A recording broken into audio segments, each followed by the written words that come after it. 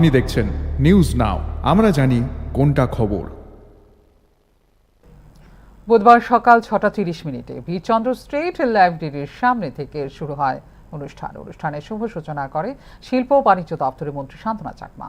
তিনি বলেন, কেন্দ্রীয় সরকারে ও রাজ্য সরকারে প্রতিনিয়ত কাজ করছে ত্রিপুরাকে আত্মনির্ভর করার জন্য। অনুষ্ঠানে উপস্থিত থেকে রাজ্যের ক্রীড়া দপ্তরের মন্ত্রী টিঙ্কু রায় রাজ্যের চা এবং চা শ্রমিকদের তাৎপর্য নিয়ে আলোচনা করেন।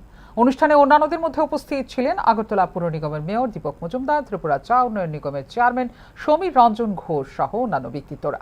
দিনের এই প্রতিযোগিতায় মহিলা ও পুরুষ উভয় বিভাগের মধ্যে হয় 3 কিলোমিটার দৌড়। প্রতিযোগিতার শেষে উভয় বিভাগের প্রথম, দ্বিতীয় ও তৃতীয় স্থান অধিকারীদের হাতে পুরস্কার তুলে দেওয়া হয়।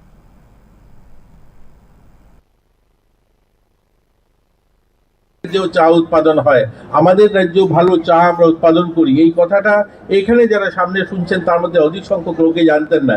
এই চায়টা এখানে তৈরি হতো, এই চায়টা উৎপাদন হতো, অকশন হয়ে যেত, গুয়াহাটিতে যেত।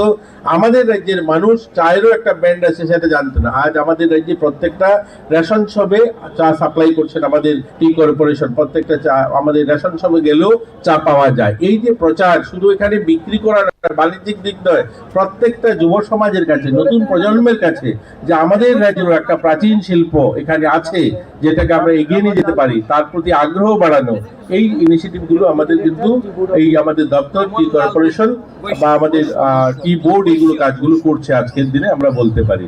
আর প্রচার প্রসারের জন্য রান ফর টি বা এই আজকে লোগো করা, আজকে আমাদের এখানে অকশনের ব্যবস্থা তৈরি করা, মাননীয় মুখ্যমন্ত্রীর হাত দিয়ে উনি বলেছেন যে আগামী বছর আমরা অকশন সেন্টার আমরা করতে পারবো। তো আমরা আশাবাদী আগামী দিন যে বিগত দিনে যে 25 বছর বলি অথবা 35 বছর বলে, সেই বিগত দিনে আমাদের চা শ্রমিকদের কোনো ধরনের সম্মান দেওয়া হতো না।